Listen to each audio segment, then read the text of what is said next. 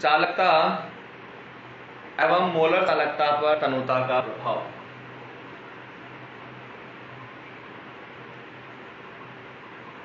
चालकता एवं मोलर चालकता पर तनुता का प्रभाव, ये भी शायद कर लिया था हम लोगों ने, तो मैं फटाफट बता देता हूं इसको। चालकता या मोलर चालकता पर तनुता का प्रभाव पड़ता है। हम लोगों ने लास्ट क्लास में क्या देखा था कि चालकता जो है वो इकाई आयतन विलयन की चालकता है। इकाई आयतन में आयनों के कारण उत्पन्न चालकत्व को चालकता कहते हैं। अब क्या होगा अगर अपन तनुता बढ़ाएंगे, यानी उसमें अपन विलय डाल रहे हैं, विलयन को तनु कर रहे हैं, तनु कर रहे हैं, तो अपने पास मान लो पहले ये इकाई आयतन में आयनों की संख्या इतनी थी, लेकिन जैसे मैंने इसकी तनुता बढ़ा दी तो आयनों की बीच की दूरी बढ़ गई।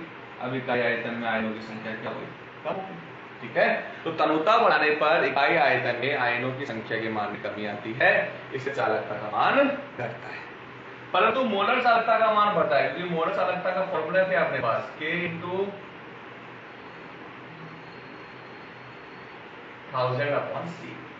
अगर सांद्रता का मान कम होगा तो मोलर चालकता के मान में वृद्धि होती है। ठीक है, क्यों? क्योंकि अगर तनुता बढ़ेगी, सांद्रता का मान कम होगा, तो उस स्थिति के अंदर जो है विद्युत अपघट्य का आयन अधिक मात्रा में होता है, और विद्युत अपघट्य का आयन अगर अधिक मात्रा में होगा तो आयनों की संख्या बढ़ेगी, और आयनों की संख्या बढ़ेगी तो मोलर चालकता के मान में वृद्धि होती है। तो चालकता का मान तो घटता है, परंतु मोलर चालकता का मान बढ़ता है। तो ये था हमारे पास तनुता पर प्रभाव। फिर हमने ये लिखा था कि प्रबल विद्युत अपघट्य जो होते हैं उनका तो आयनन सभी सांद्रताओं पर पूर्ण रूप से हो जाता है, इसलिए उन पर तनुता कोई विशेष प्रभाव नहीं पड़ता। लेकिन जो मोलर चालकता जो होती है, जो दुर्बल विद्युत अपघट्य हैं, उनकी मोलर चालकताओं पर तनुता का बहुत ज्यादा प्रभाव पड़ता है। अगर हम सांद्रता के मान को 0 कर दें और तनुता अनंत कर दें, तो अनंत तनुता पर जो मोलर चालकता होती है उसे हम सीमांत मोलर चालकता भी कहते हैं। और ये जो मोलर चालकता मान है वो दुर्बल विद्युत अपघट्यों के लिए बहुत अधिक होता है, और प्रबल विद्युत अपघट्य का जो ग्राफ है अपन ने वो लगभग एक सीधी रेखा के रूप में आएगा। ठीक है, तो अब आज हम करेंगे इसके अंदर कोलर-राउश का नियम। ये अपने को टॉपिक करना था। आप लोग पढ़ा करो भाई, और अगर नहीं पढ़ते हो तो क्यों नहीं पढ़ते हो ये बताओ मेरे को, क्योंकि जिस तरीके से आपका आंसर आया, आप लोगों ने बताया नहीं मेरे को कि कोलर-राउश लॉ स्टार्ट करना है आज अपने को। 4 बार क्वेश्चन पूछने के बाद तो तुम कहते हो यस और नो, यानी तुम्हारे पास नोटबुक भी नहीं है, रफ नोटबुक में लिख रहे हो। तो स्टार्ट करते हैं हम इसके अंदर कोलर-राउश का नियम। ठीक है, तो कोलर-राउश जो साइंटिस्ट थे उन्होंने दुर्बल विद्युत अपघट्यों के लिए या विद्युत अपघट्यों के लिए अनंत तनुता पर मोलर चालकता के लिए एक नियम दिया। क्या कहा उन्होंने, लिखो। कोलर-राउश ने प्रबल विद्युत अपघट्यों और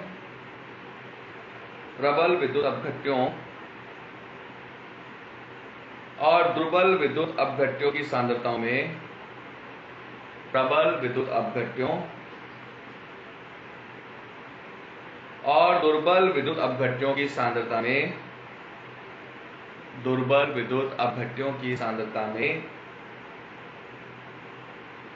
परिवर्तन के साथ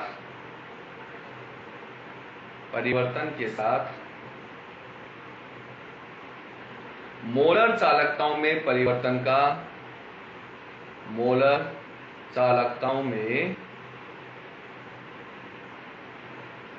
परिवर्तन के बारे में बताया।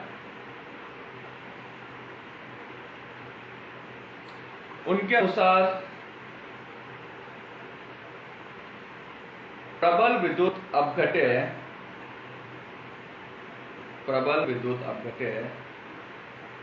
सभी सांद्रताओं पर पूर्ण रूप से आयनित हो जाते हैं। सभी सांद्रताओं पर पूर्ण रूप से आयनित हो जाते हैं।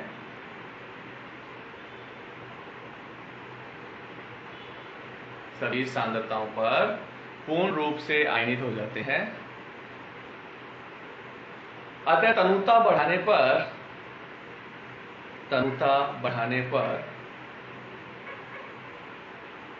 तनुता बढ़ाने पर उनकी मोलर चालकताओं के मान पर कोई विशेष प्रभाव नहीं होता। मोलर चालकताओं के मान पर कोई विशेष प्रभाव नहीं होता।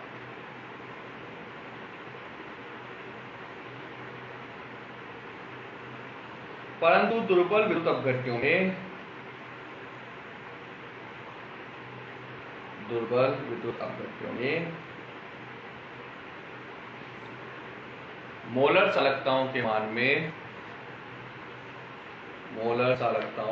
में वृद्धि होती है। Line change. इस नियम के अनुसार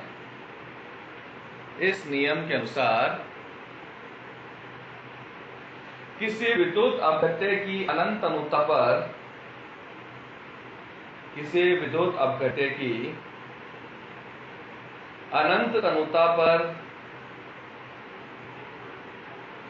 तनुता पर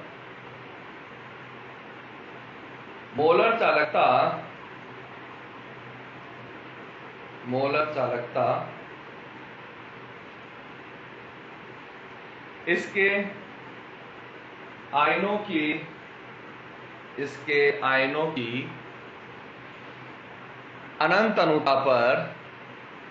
इसके आयनों की अनंत तनुता पर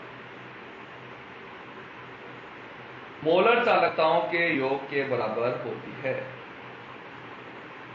अनंत तनुता पर मोलर चालकताओं के योग के बराबर होती है। क्या लिखा अपन ने?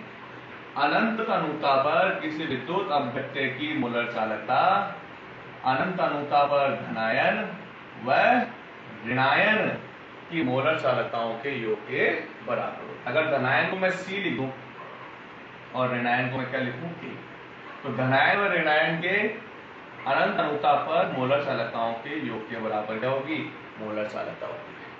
तो अनंत तनुता पर किसी विद्युत अपघट्य की मोलर चालकता उसमें उपस्थित आयनों की मोलर चालकताओं के योग के बराबर होता है। ठीक है, फिर आगे लिखो। क्योंकि अनंत तनुता पर आयनों के मध्य किसी प्रकार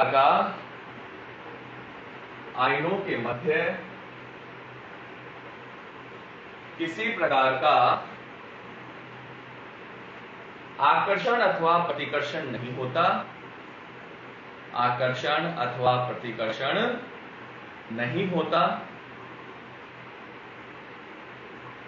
अतः सभी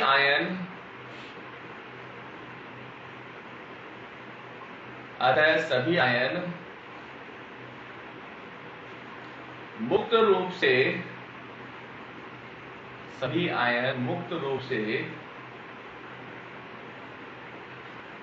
किसी अन्य आयन से प्रभावित हुए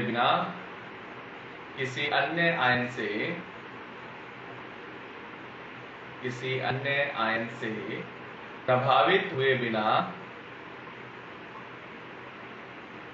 स्वतंत्र रूप से गति करते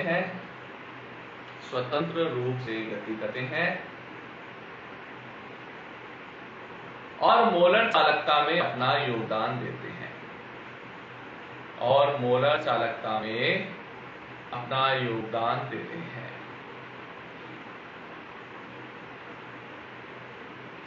इसलिए इसे आयनों का स्वतंत्र अभिगमन का नियम भी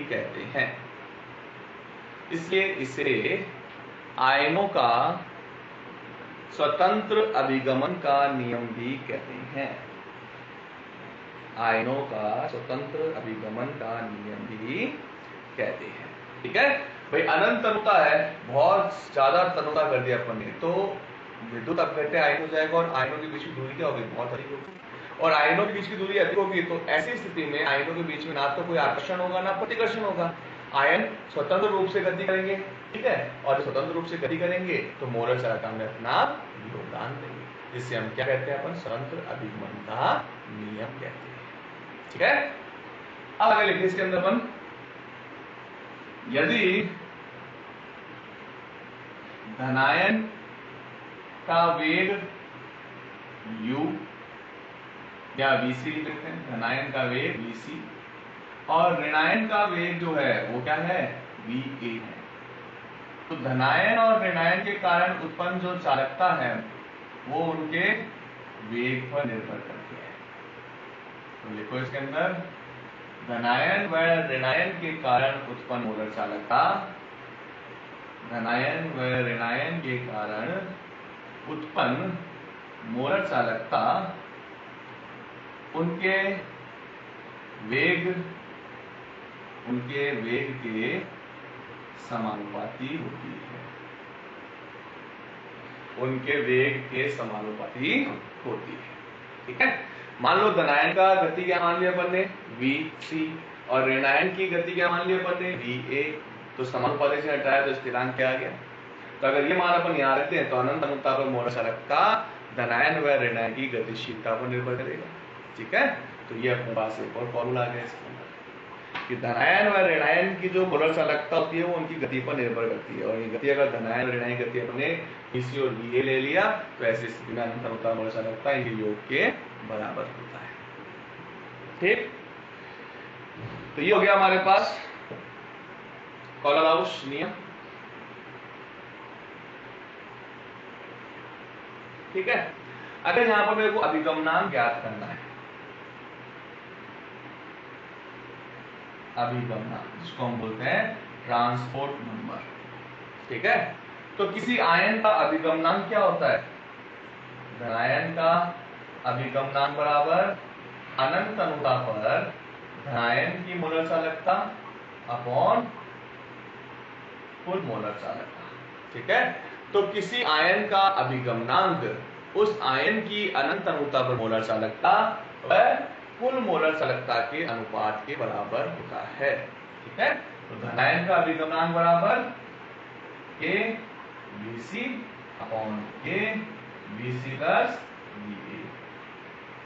धनायन का अभिगमनांक धनायन की अनंत अनुपात पर मोलर चालकता व कुल मोलर चालकता के अनुपात के बराबर है। ऐसे ऋणायन का अभिगमनांक क्या लिखेंगे, ऋणायन की अनंत अनुपात पर मोलर चालकता अपॉन कुल मोलर चालकता। अगर ऋणायन का वेग va है और कुल मोलर चालकता क्या है, vc प्लस va,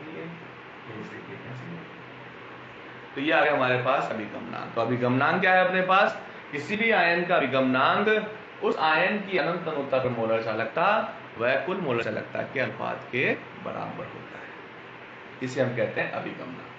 ठीक है, तो मोलर चालकता अनंत अनुपात पता चल गया अपने कोलराउस नियम के अनुसार, फिर आयन की गतिशीलता पे डिपेंड कर गया, और फिर आयन जो है उनका कितना योगदान है मोलर चालकता में, उसे कहते हैं अभिगमनांक। क्योंकि जितनी ज्यादा गतिशीलता होगी उतना उसका योगदान ज्यादा होगा, तो उस योगदान को ज्यादा करने के लिए हम लोगों ने यहाँ पर ये संबंध लिखा है। बेटा फुल जूम है, इसे आप जूम करेंगे तो जो अपने पास लिखा हुआ मटेरियल है वो बाहर निकल जाएगा। तो ये था हमारे पास कोलराउस का नियम।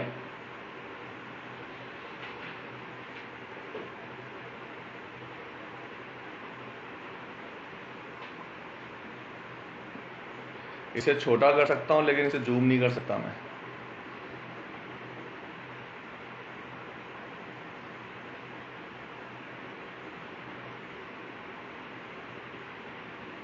ये छोटा हो गया, और जूम करना है तो ये जूम बता देता हूँ, ये मैक्सिमम जूम है, लेकिन अब अक्षर बाहर निकल जाएंगे अपने पास।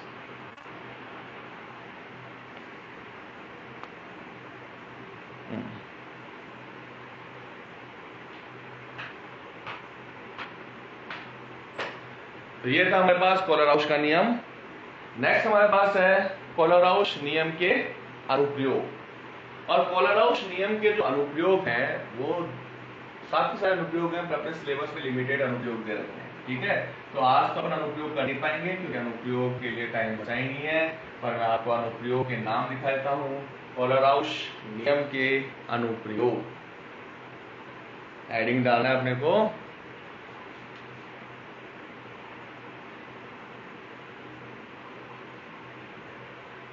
कोलराउस नियम के अनुप्रयोग।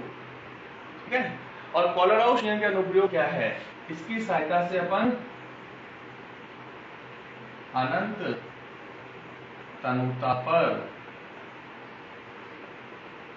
दुर्बल विद्युत अपघट्य की मोलर चालकता ज्ञात कर सकते हैं। ठीक है, अनंत तनुता पर दुर्बल विद्युत अपघट्य की मोलर चालकता ज्ञात की जा सकती है। सेकेंड,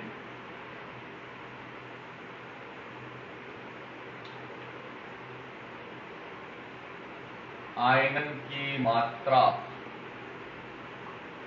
ज्ञात कर सकते हैं। ठीक है, तो अनंत तनुता पर आयनों की मोलर चालकता ज्ञात कर सकते हैं, आयनों की या वियोजन की मात्रा ज्ञात कर सकते हैं, या आयनन या वियोजन, और अभिगमनांक की गणना कर सकते हैं, जो हम पहले कर चुके हैं। अभिगमनांक की गणना, ठीक है, तो ये हम लोग पहले ही कर चुके हैं। तो ये हमारे पास अनुप्रयोग है।